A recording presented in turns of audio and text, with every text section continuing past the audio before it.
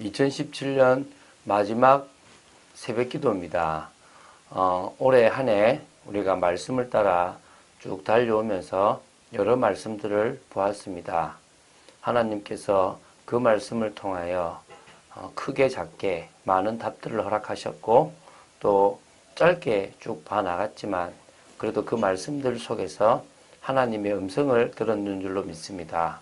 새해에는 더더욱 하나하나 말씀 따라가는 중에 하나님의 음성을 듣게 되기 바라고, 우리의 인생이 우리를 괴롭게 하는 것이 아니라 우리의 인생이 우리를 더 복음 안으로 들어가는 중에 기쁨과 평안과 은혜가 넘치게 만드는 여러분 되시기를 주 예수 그리스도 이름으로 축원드립니다.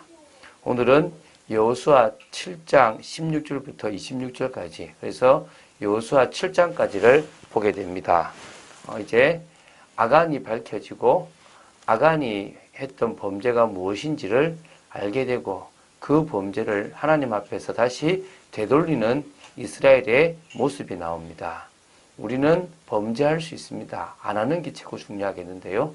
할 때 다시 돌아서면 됩니다. 회개하는 거죠.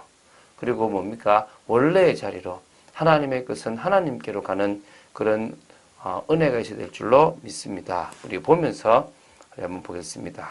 이에 지금 16절에 있습니다. 이에 여호수아가 아침 일찍 일어나서 이스라엘을 그의 지파대로 가까이 나오게 하였더니 유다 지파가 뽑혔고, 유다 족속을 가까이 나오게 하였더니 세라 족속이 뽑혔고, 세라 족속의 각 남자를 가까이 나오게 하였더니 삽디가 뽑혔고, 삽디의 가족 각 남자를 가까이 나오게 하였더니 유다 지파 세라의 증손이요 삽디의 손자요 갈미의 아들인 아간이 뽑혔더라. 자, 지금 제비뽑기를 합니다. 이게 하나님이 하시는 것임을 우리는 보게 됩니다. 지금 남자만 60만이 넘습니다.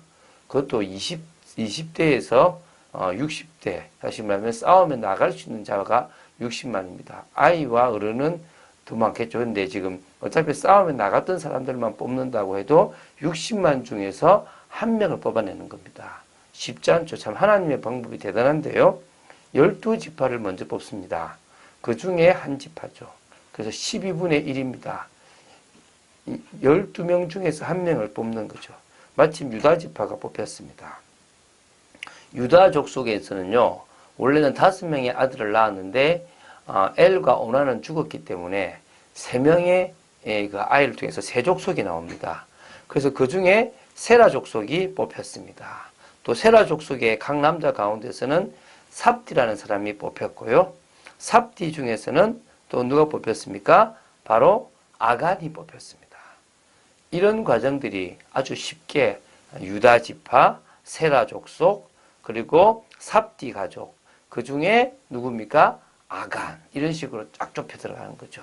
하나님이 이것에 개입되어 있는, 참 어찌 보면 60만 중에서 이 한 사람을 찾는 것이 하나님의 역사가 아니면 찾을 수가 없는 겁니다.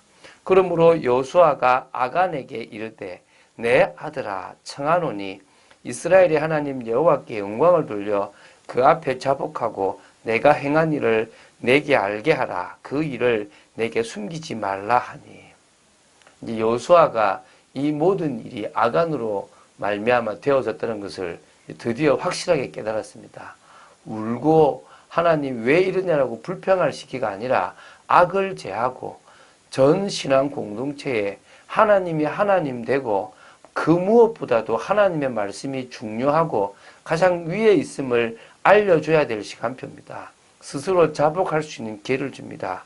하나님께 영광을 돌리라는 것은 하나님이 너를 뽑았다. 하나님이 네가 범죄한 걸 네가 말하지 않았는데도 너라고 지명했다. 이제 그러면 네가 하나님 앞에 자복해라. 그래서 네가 행한 일을 내게 알려라. 그래서 그 일을 숨기지 말라라고 기회를 줍니다. 그렇죠. 이게 이제 개인에게는 구원의 기회가 사실 주어지지 않았습니다. 이때만 해도 개인 구원으로 가는 게 아니라 집단 구원입니다. 다시 말하면 국가적 구원이기 때문에 그 국가의 구원을 방해하는 개인은 죽게 되었던 것이 그 당시에 지금과 다른 겁니다. 지금은 개인이 회개했을 경우에 그 개인에게 기회가 주어지는 거죠. 아간이 여호수아에게 대답하여 이르되 참으로 나는 이스라엘 하는 여호와께 범죄하여 이러이러하게 행하였나이다. 내가 무슨 잘못을 했는지 쭉 얘기를 하는 겁니다. 내가 노력한 물건 중에 시날산의 아름다운 외투 한 벌과 은 200세겔과 그 무게가 50세겔 되는 금덩이 하나를 보고 탐내어 가졌나이다. 보소서 이제 그 물건들을 내 장막 가운데 땅 속에 감추었는데 은은 그 밑에 있나이다 하더라. 자, 아간이 이제 고백을 하는데 참으로 이스라엘 하나님 여호와께 범죄하였다라고, 이게 내 잘못임을 고백합니다. 노력하는 그 물건을 보니까 이제 쭉 사람을 죽여 나가고 여호와께 가져오는 걸 보는 중에 탐심이 생길 만한 게 있었습니다. 당연히 이제 은 200세겔이면 꽤 많이 나가죠. 또 금 50도 많이 나가는 돈입니다. 당연히 금덩이와 은덩이를 보면 탐이 나겠죠. 근데 이제 좀 시날산의 아름다운 외투 한 벌, 이게 왜 탐이 날까 싶었는데요. 이 당시에 이 시날산이라는 것은 구약시대에서 문화의 중심지고 또 당시 세계의 가장 부강한 지역의 한 곳이라고 보면 돼요. 시날 평지 아시죠? 아주 이 문화가 화려했던 곳이죠. 그래서 그곳엔 거짓 종교도 가장 창궐한 지역이 있는데, 이 당시에 이 외투가 시날산 거라는 것은 아주 값비싸고 또 딱 봤을 때도 이렇게 가치 있어 보이는 그런 탐날 만한 그런 외투였다는 겁니다. 그러니까 그것과 더불어 뭘요? 금덩이와 은덩이를 숨긴 거죠. 근데 자 보십시오. 지금 이게 지금 여러분 이 신앙 공동체가 꼭 공상단하고 비슷한 거예요. 다 내가 안 해도 누구는 하겠지, 이런 것이 되는 겁니다. 하나님께 드려지고 하나님으로부터 이렇게 되어지, 물론 개인의 소유가 있었습니다. 물론 공산당도 개인의 소유가 없지는 않습니다. 근데요, 야, 내가 뭐 좀 범죄하면 되겠지, 뭐 하나님의 것 내한테 갖고 오면 되겠지, 이 생각을 지금 누가 한 겁니까? 아간이 한 겁니다. 하나님께 가 있어야 될 것들을 자기 장막 가운데 딱 숨겨놓은 거예요. 이에 여호수아가 사자들을 보내매 그의 장막에 달려가 본즉 물건이 그의 장막 안에 감추어져 있는데 은은 그 밑에 있는지라. 그들이 그것을 장막 가운데서 취하여 여호수아와 이스라엘 모든 자손에게 가지고 오매 그들이 그것을 여호와 앞에 쏟아 놓으니라. 이제 그대로 그 말한 대로 지금 드러난 거죠. 여호수아가 이스라엘 모든 사람과 더불어 세라의 아들 아간을 잡고 그 은과 그 외투와 그 금덩이와 그의 아들들과 그의 딸들과 그의 소들과 그의 나귀들과 그의 양들과 그의 장막과 그에게 속한 모든 것을 이끌고 아골 골짜기로 가서, 사실 아골 골짜기는 그 당시에 없었습니다. 이 아간 때문에 그곳의 골짜기 이름이 아골 골짜기가 되었습니다. 지금 아간과 관계된 모든 것을 다 이스라엘 공동체에서 제해버렸습니다. 나오죠. 은, 금덩이, 외투야 당연하겠죠. 근데 그 아간의 아들들, 그 아간의 딸들, 그의 소들, 그의 나귀들, 그의 양들, 그의 장막과 그에게 속한 모든 것, 신앙 공동체를 더럽힐 만한 모든 것들을 제해버린 겁니다. 지금은 이것을 예수 그리스도의 피로 사함받았기 때문에 우리는 성령에서 속으로 들어가면 우리 죄가 사함받고 우리가 깨끗해지는 겁니다. 그러나 그 당시로는 인간이 범죄하고 돌아서기가 어렵고 계속 그 악이 남아서 영향을 미칠 거니까 싹 제해버리는, 어찌 보면요 가장 엄격해 보이고 두려워 보이는 하나님이었습니다. 지금과는 비교할 수 없죠. 그때는 이렇게 한 겁니다. 그리고 뭡니까? 괴롭게 했다 너희들이, 너와 너의 모든 것들이. 그래서 제거해버린 겁니다. 여호수아가 이르되 내가 어찌하여 우리를 괴롭게 하였느냐. 여기서 이제 아골이라는 게 나온 거죠. 여호와께서 오늘 너를 괴롭게 하시리라 하니 온 이스라엘이 그를 돌로 치고 물건들도 돌로 치고 불사르고 그 위에 돌 무더기를 크게 쌓았더니 오늘까지 있더라. 여호와께서 그의 맹렬한 진노를 그치시니 그러므로 그곳 이름을 오늘까지 아골 골짜기라 부르더라. 악을 제하는 모습입니다. 조그마한 악이라도 절대 가까이 있게 하지 말라고 탁 물리쳐버린 겁니다.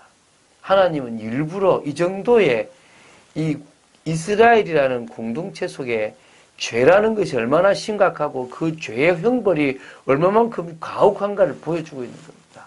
사실은요, 이스라엘은 택함 받았다는 그 이유만으로 그 힘든 죄의 그 진노를 다 받을 때도 있었다는 겁니다. 왜요? 인간이 율법 아래에서 내가 죄인이고 그 죄는 인간의 힘으로 해결할 수 없다는 것을 하나님이 철저히 보여주셔야 됩니다. 복음 아니면 안 된다는 걸 보여주기 위한 겁니다. 그래서 그들은 주를 기다린 겁니다. 왜? 주님이 오셔야만 인생의 문제가 해결되는 겁니다. 지금 우리는 주님이 오셔야만 심판주로 오시는 그때가 세상의 끝이라는 겁니다. 그래서 우리는 오늘을 살아가는 겁니다. 한 해를 살았습니다. 364일째고 내일이 365일입니다. 1년 내도록 우리는 주님 바라보며 주님의 말씀을 따라가는 겁니다. 이 메시지를 듣다 보면 힘들 겁니다. 부담스러울 겁니다. 내 인생도 있고 내 꿈도 있고 내 미래가 있는데 그게 속는 거라니까요. 제 말이 지금 이해가 되십니까? 목사님 새벽부터 너무 센 거 아닙니까? 쓸 수 있습니다. 그런데요, 내년 한 해도 올해처럼 살면 안 되잖아요. 그런데 우리는 잘해봐야지라고 마음 먹습니다. 안 됩니다. 주님이 은혜 안 주시면 아무것도 할 수 없습니다. 십자가의 그 구원의 은혜를 우리가 은혜로 아는 겁니다. 주님이 깨닫게 해주셨기 때문에 아는 겁니다. 그래서 우리는 믿어지고 십자가를 붙들고 주님께로 나아가는 겁니다. 그것 말고 중요한 건 없습니다. 오늘도 우리 인생의 문제를 해결하신 주님을 바라봤으면 좋겠습니다. 지금은 이 구약 이때처럼 악을 제하는데 다 돌로 쳐 죽이고 이러진 않습니다. 그럴 필요가 없도록 주님이 오셔서 끝내놨습니다. 믿습니까? 그래서 그들은 주를 기다렸고 우리는 다시 오실 주님을 기다리고 있는 겁니다. 그래서 우리는요, 진정으로 지금도 삶을 치유하고 학문을 치유하고 이념을 치유하여 각인과 뿌리와 체질을 바꾸는 그런 축복의 삶을 살아야 됩니다. 한 해 수고하셨고요. 내년에는 새로운 한 해가 되어지기를 주 예수 그리스도 이름으로 축원드립니다. 주는 그리스도시요 살아계신 하나님의 아들이심을 고백합니다. 말씀 따라가기를 소원합니다. 올해와 다른 내년이 되기를 원합니다. 여호수아서를 계속 나가며 우리의 인생이, 우리의 죄악이 우리를 괴롭게 하고 우리의 하나님의 말씀을 어기는 것이 우리를 고통 속에 넣는 것임을 알고 말씀 따라가는 축복의 인생 되도록 지켜주시며 주를 기다리는 믿음으로 살아가는 인생 되도록 지켜주시옵소서. 주 예수 그리스도 이름으로 기도드립니다. 아멘.